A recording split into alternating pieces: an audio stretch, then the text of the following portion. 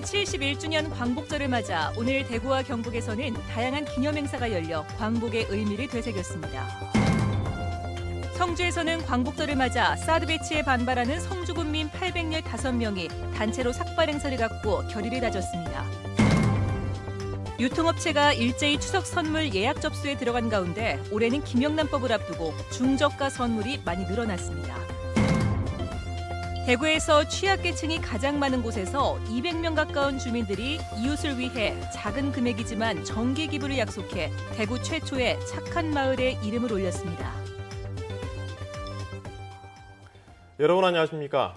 대구 경북 소식 전해드립니다.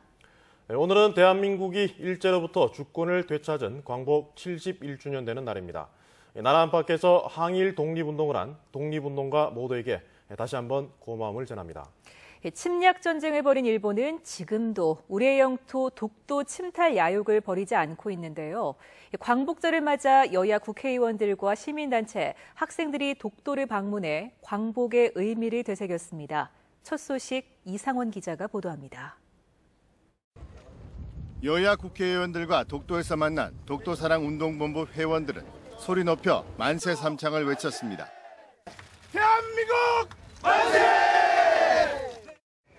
서쪽 끝 경렬 비열도에서 자전거로 독도까지 국토를 횡단한 독도사랑운동본부 회원들은 독도에 대한 관심과 참여가 독도사랑이라며 동참을 호소했습니다. 여야 의원들도 한마음으로 화답했습니다. 독도를 지키는 것은 독도에 대한 관심이고 또 그렇기 때문에 독도 땅 밝게 참여해달라고 하셨는데 이러한 우리의 사랑과 관심이 바로 독도를 지키는 거라고 생각을 하고요. 여야 의원들은 독도의 접안 시설이나 기초 시설들이 너무 열악하다며 지원을 약속하는 한편 독도를 찾는 우리 국민들의 발걸음이 일상화돼야 한다고 한 목소리를 냈습니다. 공식 행사에 이어 어린이 태권도 시범단과 국기원 선수단이 양손에 태극기를 들고 태권 동작에 맞춰 플래시몹 퍼포먼스를 선보이며 독도가 우리 땅임을 전 세계에 알렸습니다. MBC 뉴스 이상원입니다. 제71주년 광복절을 맞아 오늘 대구와 경북에서도 다양한 기념행사가 열렸습니다. 대구에서는 대구문화예술회관에서 광복절 경축식이 열려 일본 제국주의에 맞섰던 선조들의 숭고한 정신을 기렸습니다. 국제보상운동 기념공원에서는 광복절 기념 타종 행사가 열렸고 228 기념 중앙공원에서는 대구 국학원 주관으로 북공연과 무예시범, 판화 체험 등이 펼쳐졌습니다. 경북에서도 도청 대공연장에서 독립유공자와 보훈단체 등이 참석한 가운데 광복절 경축식이 열렸습니다. 성주에서는 오늘도 사드 배치 철회를 요구하는 결연한 의지를 다졌습니다. 광복절을 맞아 단체 삭발식이 있었는데 유림과 여성들까지 1000명 이상 참가하며 기네스 기록으로도 인정받았습니다. 보도에 박재영 기자입니다. 성주의 뿌리를 지켜온 유림들이 삭발식에 대거 참여했습니다. 자신들의 목숨과도 같은 머리카락을 내걸고 사드 배치 반대에 결연한 의지를 드러낸 겁니다. 살 땅이 없어요. 살지를 못하죠. 특히 성주는 유림의 고장인데 그 대를 이어서 지금까지 살아왔었는데. 성주 사드 배치를 저지하겠다며 젊은이는 물론 여성들도 동참했습니다. 한반도에 사드가 필요 없다는 걸 알리고 싶어서 이렇게 우리가 달리 표현하고 표출할 수 있는 방법이 없지 않습니까? 성주 사드 배치 철회 투쟁위원회가 8.15 광복절을 맞아 815명의 삭발식을 마련했는데 참여 인원이 1000명을 넘었습니다. 투쟁위는 이번 대규모 삭발이 한국 기네스 공식 기록으로 인정받아 사드 반대에 대한 국민들의 목소리와 절박함을 공식적으로 알리는 계기가 됐다고 밝혔습니다. 이 삭발식으로 인해서 우리 지역 주민들이 좀 더 마음을 가라앉히고 좀 더 단결력 있는 그러한 의식이 되리라 저는 생각을 합니다. 한편 성주군의 한 골프장 인근이 사드 배치 제3 후보지로 거론되고 있는 가운데 국방부가 골프장을 비롯한 제3 후보지 서너 곳을 이미 답사한 것으로 알려졌습니다.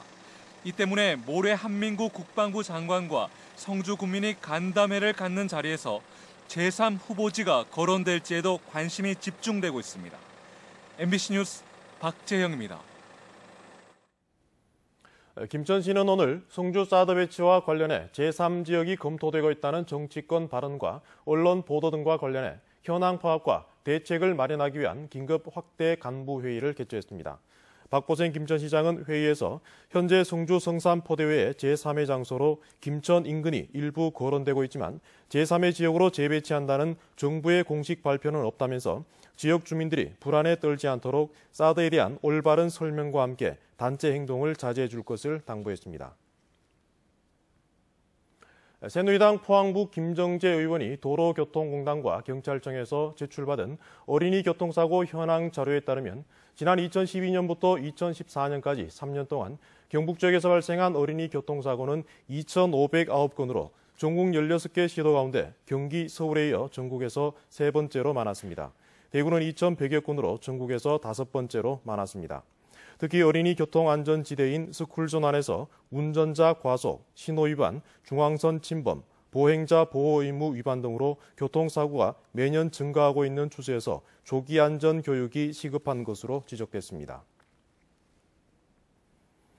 대구시와 대구경찰청이 교통사고 30% 줄이기 특별대책의 하나로 운전자들에게 어린이 보호구역을 알려주는 노란색 신호등을 확대 설치합니다. 대구시와 대구경찰청은 지난해 시범 설치에 좋은 반응을 얻고 있는 노란 신호등을 오는 10월까지 동성초등학교 앞 등 대구 시내 15개 학교 앞에 추가로 설치합니다.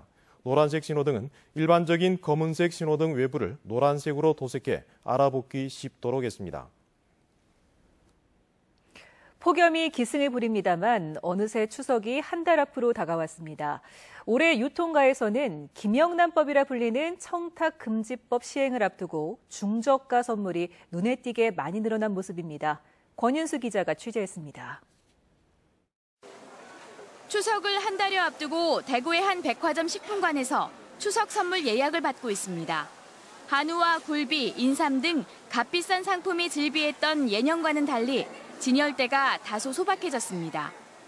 유명 산지의 이름을 달고 10만 원에 육박했던 곶감은 이름값을 포기하고 4만 8천 원에 나오는 등 5만 원 이하 상품이 많아졌습니다. 5만 원이 넘는 선물을 받지 못하도록 한 청탁금지법이 다음 달 28일 시행됨에 따라 5만 원 이하의 선물을 대폭 늘린 겁니다. 저희 백화점 자체에서 직매입이라든지 이런 부분들을 통해서 가격을 좀 더 다운시킨 부분들도 있고 저희 자체 브랜드를 통해서 조금이라도 더 저렴한 가격에 고객들에게 공급할 수 있도록 노력하고 있습니다. 다른 백화점과 대형마트들도 사정은 마찬가지입니다. 이번 추석은 9월 15일로 청탁금지법이 시행되기 전이긴 하지만 소비자들의 반응을 봐야 하기 때문에 업계의 고민이 깊어졌습니다. 5만 원 이하의 저가 상품을 예년보다 1-20% 확대를 해서 고객님들의 선택의 폭을 대폭 늘렸습니다. 유통업계는 한우와 굴비 등의 인기는 다소 시들해지고 김과 멸치, 견과류 같이 부피는 크지만 가격이 비교적 싼 선물들이 인기를 끌 것으로 예상했습니다. MBC 뉴스 권윤수입니다. 대구에서 취약계층이 가장 많은 동네에서 200명 가까운 주민들이 이웃을 위한 정기 기부를 약속해 대구 최초의 착한 마을로 이름을 올렸습니다. 나눌 줄 아는 마음만큼은 누구도 부럽지 않은 부자 마을입니다. 보도에 김은혜 기자입니다.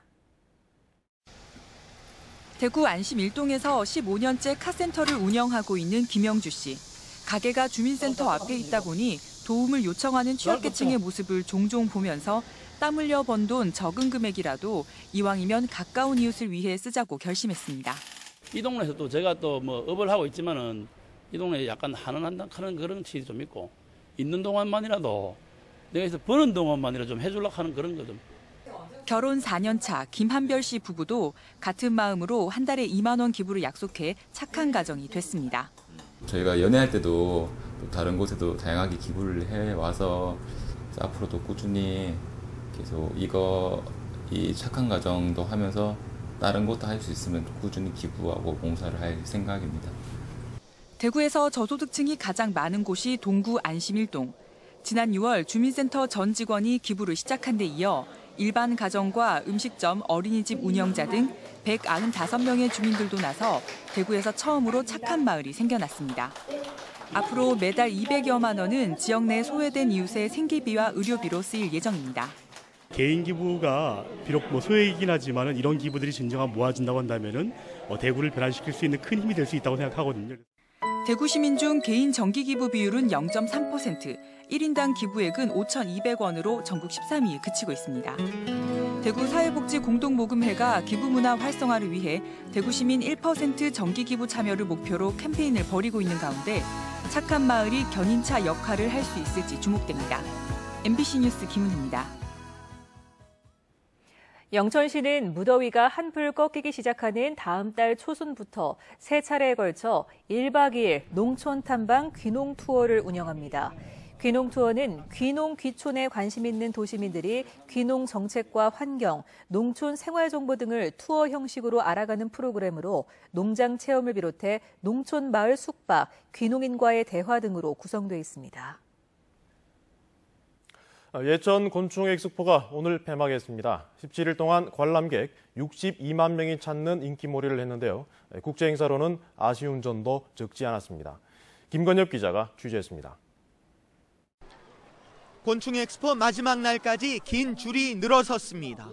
당초 목표보다 많은 62만 명이 엑스포장을 찾았습니다. 해서 현장 체험학습 겸해서 왔는데 이렇게 60만 번째 당첨이 돼서 마음이 너무 기쁘고, 전시관의 냉방을 강화했고 더위를 식혀주는 물놀이장과 쉼터격의 실내 곤충 놀이관 등 폭염에 대비해 편의 시설을 갖춘 것이 주요했습니다. 또 곤충 음식을 중심으로 곤충의 산업화 가능성을 확인하는 계기가 됐습니다. 이런 성과를 바탕으로 4년 뒤 엑스포를 다시 개최할 예정인데 예산 확보가 우선 과제입니다. 정부 지정 축제로 인증을 받아야 하고 국도비 지원도 확보해야 합니다.